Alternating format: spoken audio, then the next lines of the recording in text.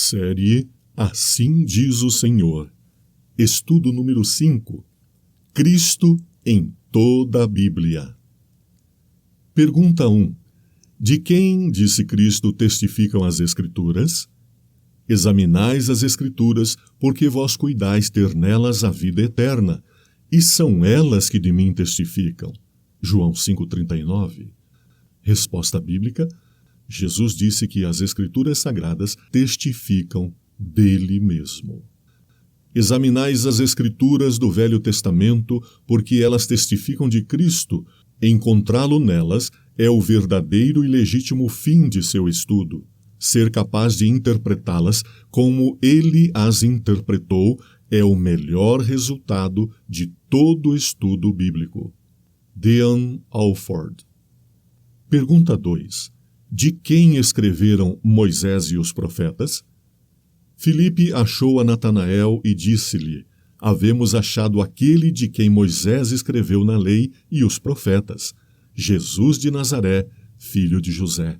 João 1,45. Resposta bíblica: Moisés e os profetas escreveram sobre Jesus de Nazaré, o nosso Salvador. Na sua versão do Velho Testamento, Helena Spurwell expressou o seguinte desejo para todos os que lessem a sua tradução: que muitos exclamem, como fez a tradutora ao estudar numerosos textos do original: achei o Messias! Pergunta 3. As palavras de quem, disse Cristo, deveriam os discípulos ter seguido no tocante à sua morte e ressurreição?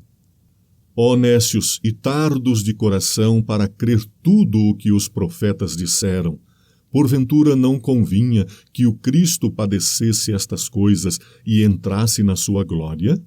Lucas 24, versos 25 e 26.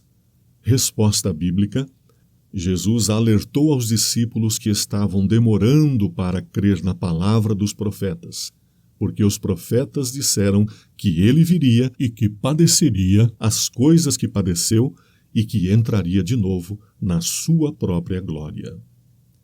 Pergunta 4. Como lhes tornou Cristo claro que as Escrituras dele testificam?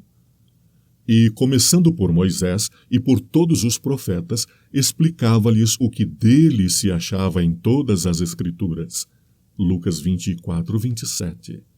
Resposta bíblica: Cristo orientou no caminho de Emaús aos 2 discípulos que as Escrituras explicavam tudo sobre ele próprio, tanto os escritos de Moisés quanto os demais escritos dos profetas. Pergunta 5. Que disse ele aos 11, pouco depois? São estas as palavras que vos disse, estando ainda convosco, que convinha que se cumprisse tudo o que de mim estava escrito na lei de Moisés e nos profetas e nos salmos. Lucas 24, 44. Resposta bíblica: Jesus reforçou aos seus discípulos que convinha que tudo o que se achava escrito sobre ele, nas palavras de Moisés, dos profetas e nos salmos, deveria se cumprir exatamente como estava profetizado. Pergunta 6. Onde encontramos nas Escrituras a primeira promessa de um Redentor? Então o Senhor disse à serpente: porei inimizade entre ti e a mulher, e entre a tua semente e a sua semente. Esta te ferirá a cabeça, e tu lhe ferirás o calcanhar. Gênesis 3, 14 e 15.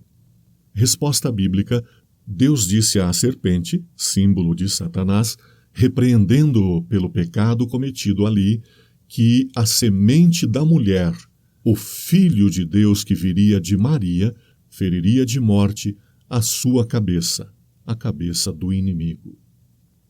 Pergunta 7. Em que palavras foi esta promessa renovada a Abraão? E em tua semente serão benditas todas as nações da terra, porquanto obedeceste a minha voz. Gênesis 22, 18. Veja também Gênesis 26, 4 e 28, verso 14.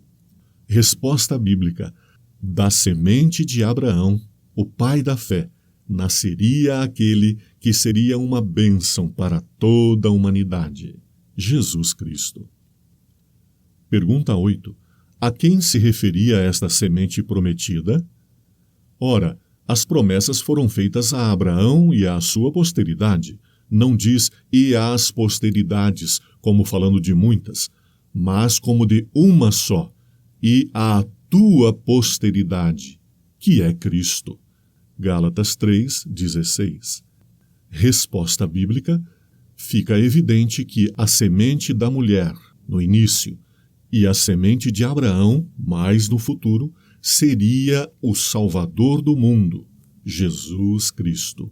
Neste caso, Paulo explica que a profecia dada na criação contra o inimigo e a profecia dada a Abraão confirmou-se ou foi consumada em Jesus Cristo, aquele que pisou a cabeça da serpente, condenando-a para sempre. Pergunta 9. Quem prometeu Deus enviar com Israel para guiá-lo à terra prometida?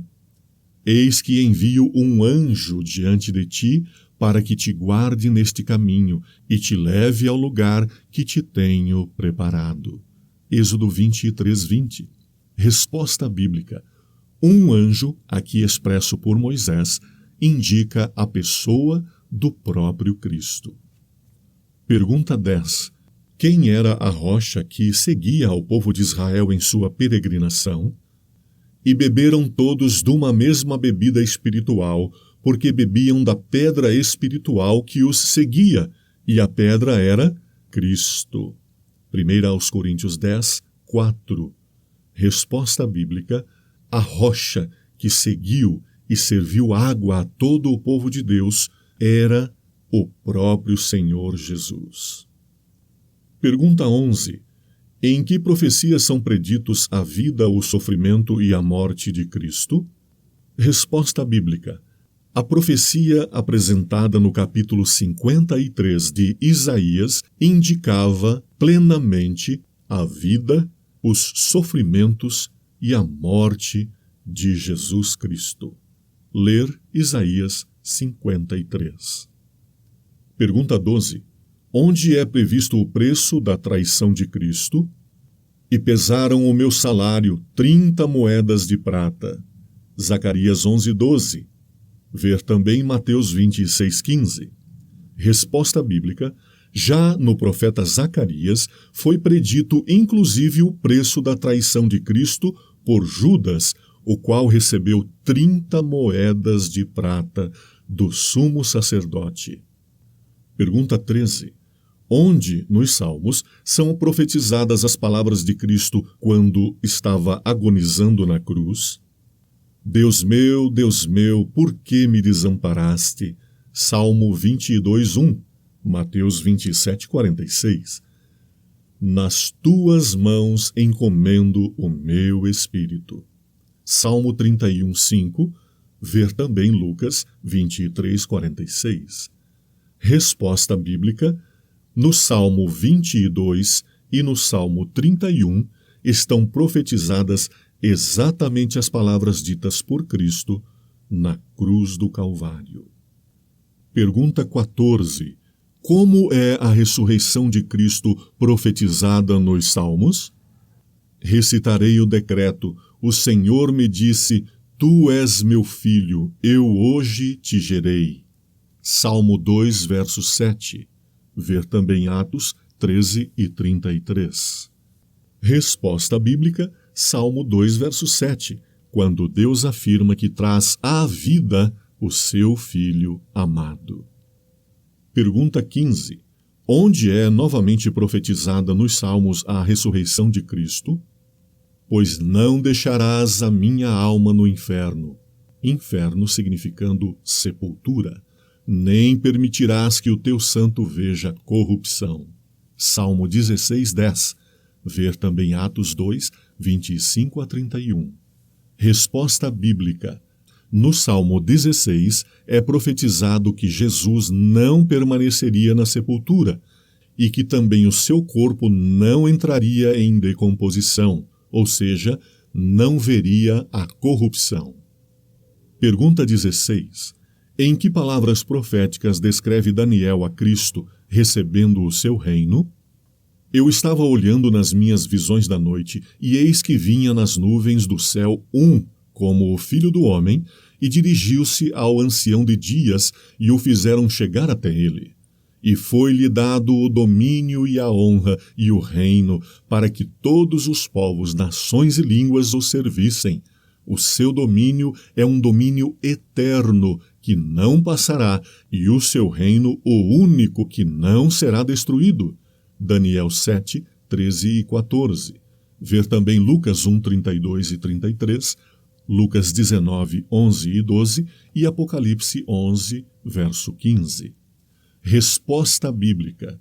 Daniel escreveu de forma inspirada que foi dado a Jesus todo o domínio e honra e o reino. Ele sim será servido e adorado por todo o sempre, por todas as pessoas que foram salvas da condenação por sua morte. Pergunta 17. Como é descrita nos Salmos a segunda vinda de Cristo? Os rios batam palmas, regozijem-se também as montanhas perante a face do Senhor, porque vem a julgar a terra, com justiça julgará o mundo e o povo com equidade. Salmo 98, 8 e 9. Virá o nosso Deus e não se calará, adiante dele um fogo irá consumindo, e haverá grande tormenta ao redor dele. Chamará os céus do alto e a terra para julgar o seu povo. Salmo 50, 3 a 5. Resposta bíblica. Nos Salmos é profetizada a segunda vinda de Cristo, que vem para julgar a terra com justiça, e ele não se calará. Pergunta 18. Que é Cristo para o que foi renovado à imagem de Deus? Cristo é tudo em todos. Colossenses 3, 11. Resposta bíblica. Jesus Cristo é tudo para todos nós. Como vimos no estudo 5, a Bíblia toda descreve a palavra de Deus referindo-se a Jesus Cristo, Senhor e Salvador.